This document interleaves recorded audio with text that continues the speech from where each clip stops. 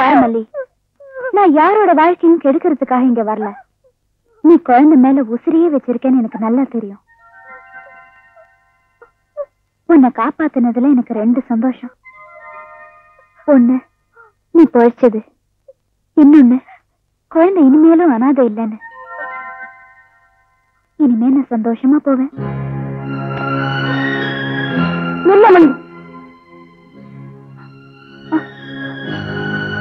இந்த ஊருக்குள்ள காத்து மாதிரி வந்து கலங்கப்பட்டு போறியே.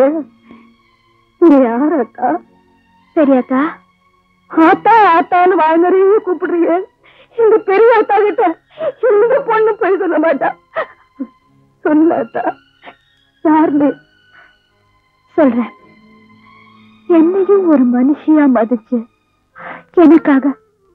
எனக்காக மட்டும் அம்மாவா, அப்பாவா, தம்பியா, தங்கச்சியா ஒருத்தராவது கிடைக்க மாட்டாங்களான்னு ஏங்குன. அதுக்காக நான் அனாதை இல்லை. மெட்ராஸ்ல ஒரு ஹாஸ்பிட்டல்ல டாக்டரா ஒர்க் பண்ணிட்டு இருந்தேன்.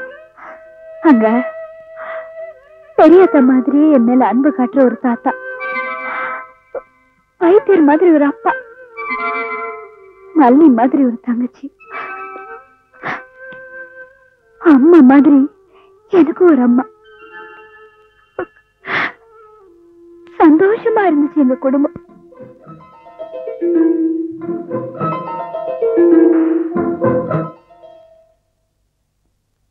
என்னப்பா ரெடியா?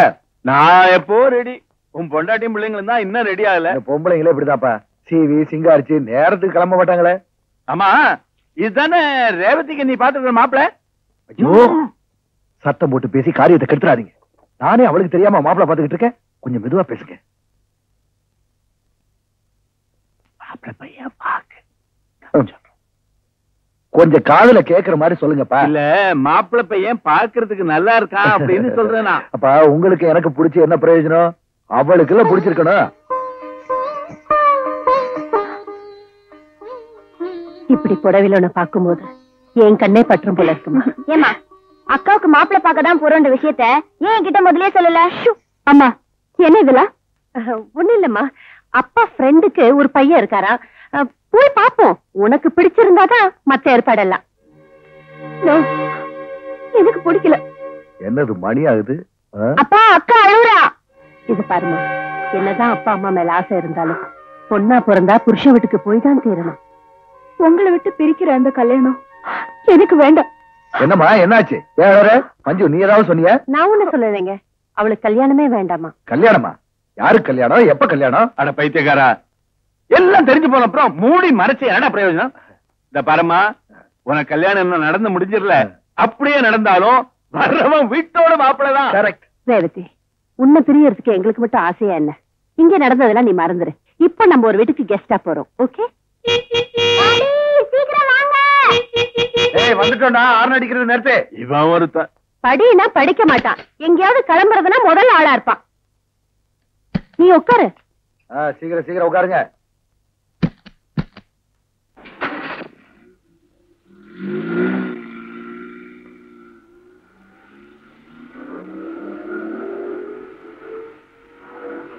ஏன் தாத்தா, அக்காவுக்கு ஒரு மாப்பிள்ள பாத்தீங்களே, பையன் எப்படி? பையன் நல்லா தான் இருக்கான். இப்ப என்ன அதை பத்தி பேச? உனக்கு ஓகே அந்த விட்டுருப்பேன், அதான் இல்லன்னு ஆயிடுச்சுல. எனக்காவது ஒர்க் அவுட் ஆகுதான்னு பாக்கலாம்னா. உனக்கு வாய் ரொம்ப ஜாஸ்தி. எல்லாத்துலயும் உங்க அக்காவை முந்திக்க. மா, நீ சும்மா இருமா. உங்க அக்காவை கல்யாணம் ஆகிறதுக்கு முன்னாடியே நீ அப்பாவோட வச்சு கல்யாணம் பண்ணிட்ட. இது எப்படி உனக்கு தெரியும்?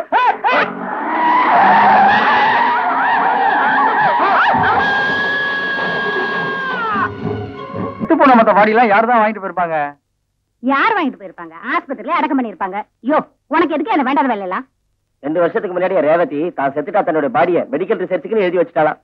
நல்லதா போச்சு. அவன் நம்ம போச்சா மட்டும் அந்த குடியில புதையெல்லாம் கிடைக்க போகுது. ஆஸ்பத்திரிக்காரனே அடக்கம் பண்ணிட்டுண்டா. நல்ல வக்கீலா பார்த்து சொத்தை ஏதாவது பண்ண முடியும்னு பாப்போம். என்ன சொல்ற டாக்டர்? என்ன? ஐ எம் சாரி, எங்களால காப்பாற்ற முடியல. இதை அவங்க போட்டுருந்தாங்க டாக்டர். அதை அவங்க கிட்ட கொடுத்துருங்க. இல்லையா? யோ, இது எங்க பெரியப்பா சொத்து. எல்லாம் எனக்கு தான். யாராவது பிரச்சனை பண்ணீங்கன்னா கோர்ட்டு கேஸ் போக முடியும். இதுவே வாரிசு இல்ல சொத்து. அப்புறம் கோர்ட்டு கேஸ். எங்களுக்கு ஆளுக்கு 5 பத்து நாங்க பாட்டு ஒதுங்கிறோம். அப்புறம் எதுக்கியா சண்டை போட்டுக்கிட்டு உட்காந்து சொத்தை பிரிச்சுக்கோங்க. பாருங்க, எனக்கு பணம் காசு தான் வேண்டாம். வரதட்சணை இல்லாம என் பொண்ணை உங்க பையனை கட்டி வச்சா எனக்கு அது போதும்.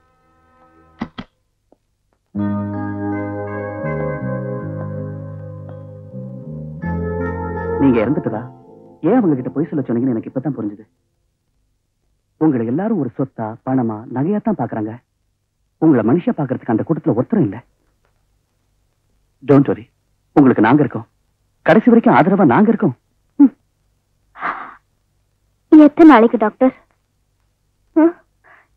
எத்தனை நாளைக்கு? ரிலாக்ஸ், உங்களுக்கு ஒண்ணும் இல்ல.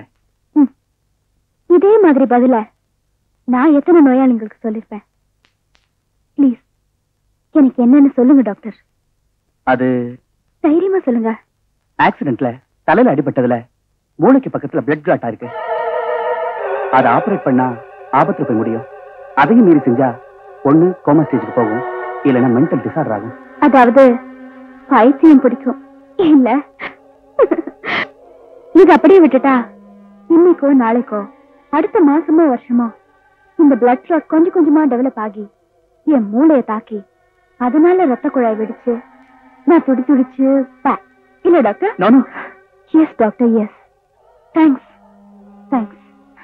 இது உங்களுக்கு இல்ல, என் மூளைக்கு பக்கத்துல உறைஞ்சிருக்கிற அந்த ரத்த கட்டிக்கு. டாக்டர் என்ன சீக்கிரமா டிஸ்சார்ஜ் பண்ணுங்க, நான் போகணும். எங்கம்மா போவ? எங்கேயாவது. மனசோட சந்தோஷம்தான் பாதி மருந்துன்னு எங்க அப்பா அடிக்கடி சொல்லுவாரு. எனக்கு இப்ப அந்த மருந்து வேணும். நான் அதை தேடித்தான் போறேன். நான் போறதுக்கு முன்னால எங்க அப்பா அம்மா எல்லாரையும் பார்க்கணும். நானும் சீக்கிரமா வரேன்னு சொல்லிட்டு போகணும்.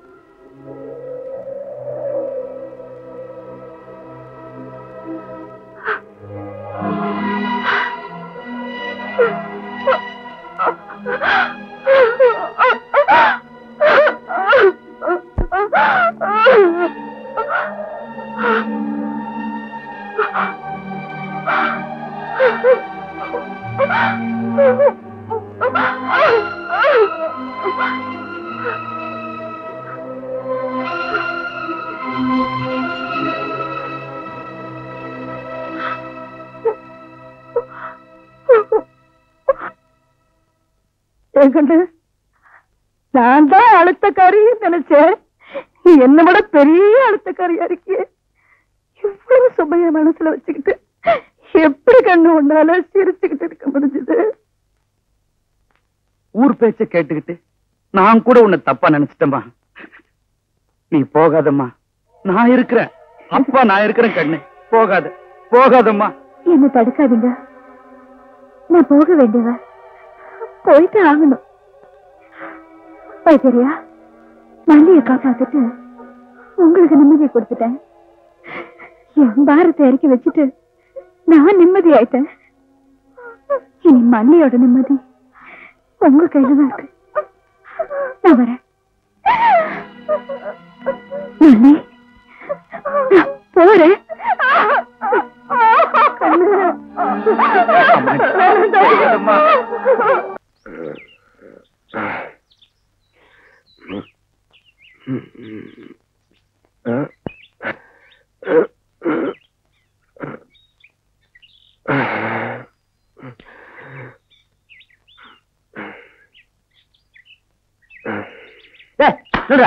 ஊருக்குள்ள போக கூடாது.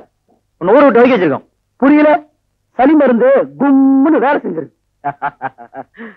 குழந்தை காதும் வச்ச மாதிரி காரியத்தை முடிக்கிறத விட்டுட்டு இப்படி ஊரை கூட்டி சந்தி சிரிக்க வச்சிய. என்னென்ன சொல்றீங்க? புரியல? டாக்டர் அம்மா உன்ன வச்சிருக்காளா? இது நாங்க சொல்லல, இந்த ஊரே சொல்லுது. அதனால உன்னை ஒதுக்கி வச்சுட்டு அவளை ஊரை விட்டே போக சொல்லி உத்தரவு. அது தப்புன்னு. டாக்டர் அம்மா சாமி மாதிரி. அண்ணே வேணா, நல்லதில்ல. எங்களுக்கு மனசு கஷ்டமா தானே இருக்கு. டாக்டர் அம்மா ஏன் ஊரை விட்டு போகணும்? ஊர் எல்லையில் இருக்க தோட்டத்துல ஒரு குடிசை போட்டு கொடுத்துருவோம். உனக்கும் சௌகரியமா இருக்கும், எங்களுக்கும் சுகமா இருக்கும். சும்மா வேணாண்டா, ரொம்ப கூலி கொடுத்துருவோம். ஒருத்தருக்கு 6 பேர் இருக்கும். மகாராணி மாதிரி.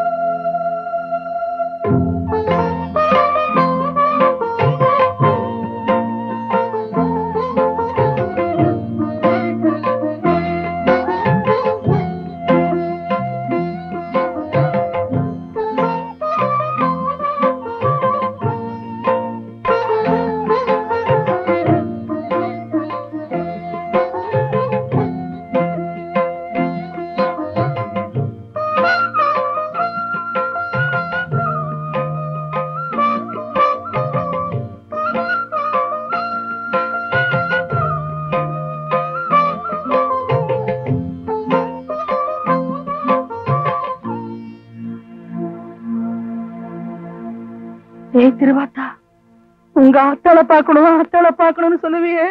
உன்ற ஆத்தா இந்த ஊருக்குள்ள பரிசல்ல ஒதுங்கும் போது இப்படி தாண்டா இருந்தா.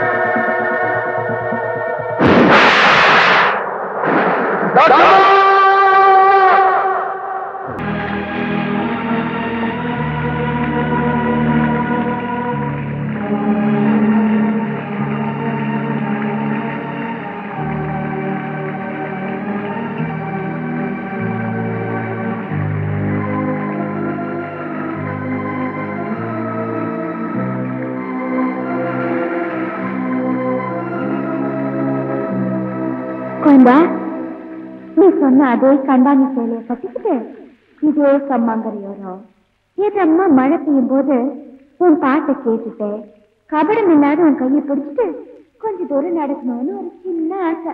அவ்வளவுதான்.